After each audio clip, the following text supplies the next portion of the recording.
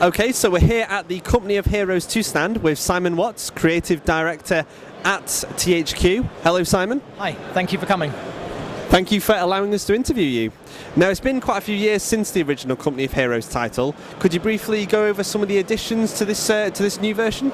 Yeah, so it's been 6 years, 6 years earlier this month since the first title came out. I think it was September 12th that we released. So it's been a bit of a hiatus. We wanted to leave a significant period of time to allow technology to catch up to a point where we felt we could really kind of enhance the Company of Heroes experience.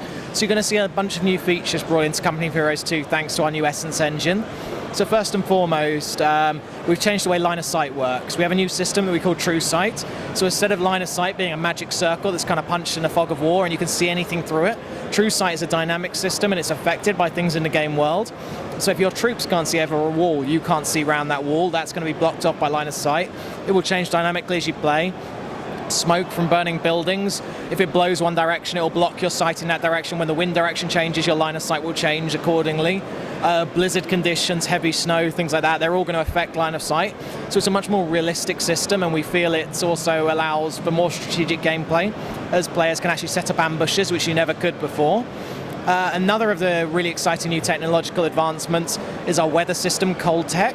So weather played a huge part in the Eastern Front. In the winter of 1941, when the Germans invaded, it reached minus 40 degrees, which is basically cold enough to freeze human skin in a couple of minutes. The fuel lines in their tanks were freezing solid. It's like pretty scary when you think like just how cold that is. So we wanted to bring that to life in the game. We wanted the weather to almost be like a third player that's trying to kill both of you. So the Cold Tech system does a number of different things. First and foremost, snow. Our snow actually has depth. Most games, when you play a snow map, it's exactly the same as a desert map, exactly the same as a jungle map, exactly the same as a Martian landscape map. It's just a painted on colour. But our snow has depth. It affects the troops. Troops and vehicles moving through it will be encumbered and slowed down by deep snow. We also have the ability to layer on and remove snow. So, for example, explosions, fire, things like that will actually reduce the level of snow, and you can reduce it right down to the earth below. But snow can also be layered on. Heavy snowfall will accumulate, it will build up, it will settle on things like vehicles, houses, stuff like that. So that's an exciting new system, and when we have a blizzard, which will blow in, that will really change the level of snow. Blizzards also, they're a dynamic thing that will happen on our winter maps. There's no blizzard coming in 2 minutes timer. There's no warning, it will just happen, they're a force of nature, but when they do, the map, it will change things, it will change the temperature, it will change your line of sight, you won't be able to use air support anymore. So it's a really dynamic system. We also wanted to bring ice to life in the same way they brought snow to life. So our ice has a texture. Again, it's not just a painted on pretty colour. Vehicles will slip and slide around on ice, they'll struggle for traction. And the really exciting thing about ice is ice can be broken. Ice has hit points and it's damaged. So every vehicle has a weight. The heavier the vehicle, the more damage it's going to cause. So you drive one tank across the ice, you're going to see it crack and split around the tank. You drive a second tank over that same piece of ice, you're going to see it break furthermore. And it gets weaker and weaker, and you know it's only going to take a little explosive or a little attack from your enemies to kind of sink that vehicle into the lake and destroy it. So it becomes a really exciting strategic element where you can actually use the ice as a weapon against your opponents. And that will also refreeze over time. So on the cold maps, that will refreeze, reform. So blocks off route will become passable again. So again, a very dynamic, changing battlefield. The final Cold Tech feature is the actual temperature on the map. We've made temperature a real factor that players are going to have to pay attention to. So our troops, they have a thermometer next to their health bars, and on a winter map, they're actually going to lose body temperature when it gets to that critical level. If the player doesn't do something to sort of account for that, like bringing him into a building, using vehicles, building fires to keep them warm, those guys are going to start dying of exposure, so you're going to start losing your infantry. So suddenly the player has to start worrying about sort of what the effects of the weather on their troops are going to be. So it's a really exciting new feature and something that we've been able to add with the new Essence 3 engine. So that's sort of a big plus point for Company Heroes to me, was the use of cover, the use of, if there was an explosion, you could then use that crater for cover and things like that.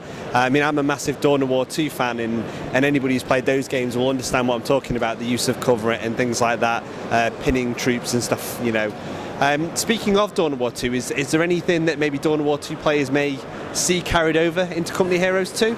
I mean, yeah, a lot of the advancements with Dawn of War 2 from the original Dawn of War were inspired by Company of Heroes, so a lot of the emphasis on the cover system, they were kind of enhancements and sort of advanced versions of the Company of Heroes engine, so you're definitely going to see a lot of that. As you correctly summarized, I mean, cover is a really important part in the Company of Heroes franchise. You're going to see that returning. That hasn't changed. You could dynamic cover broken vehicles, craters, things like that. Even heavy snow, like deep snow, will give light cover. There's going to be a very dynamic changing battlefield, which will change up how cover works. We've also worked really hard on the cover system to make sure that the AI is more intelligent. It will always be behind cover, so you won't get any of those single dumb soldiers standing in front of the sandbags moments anymore. And we've given infantry the ability to leap over cover now. So one of the sort of little niggles that people had with the first game was, when you had to run around a long wall, they had to go all the way around it. Now infantry can hop over, so we want them to be able to get in and out of cover quickly, so they're the real masters of tactical maneuverability. The other point you're going to see cover coming into effect is on the cold winter maps. So cover is also useful as a windbreak. It won't warm your troops up, but if a blizzard blows in and the map temperature drops significantly, you can get those troops hunkered down into cover. They won't lose any more body temperature. You can wait for that storm to pass before moving them on.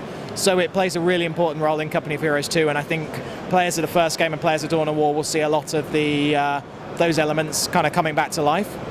That sounds amazing, actually. That sounds really good. Have we got an ETA on Company Heroes 2? When's it due to be released, hopefully? So it'll be released in early 2013. So we're sort of getting ready at the moment to sort of start moving into our beta phase. We're going to be running an extended beta program, making sure that we significantly test all of our components, test multiplayer, make sure we're the most polished and most balanced game when we're ready to launch. So that's going to determine exact release timing a little bit, but early 2013 for sure. Fantastic. One final question. We always ask this, and today it's gone kind of one way, so it'll be interesting to see what you say. SNES or Mega Drive, which was your preference? I grew up with Nintendo. I was a Nintendo kid, so definitely SNES for me. I think the only Sega console that won for me was the Dreamcast, so I'll have to go with SNES. There you go. Finally, we have one for the SNES. It's all been Mega Drive today. All been Mega Drive. I've got one thing I'd just like to give you. Everybody we've interviewed today, we've given one of our limited edition badges. Thank you. I'll wear that with pride. Fantastic. I'll include it with the shoulder lapels. There you go. I can't ask for much more than that, can I, really? Thank you very much for talking to us. Thank you for coming. Thank you.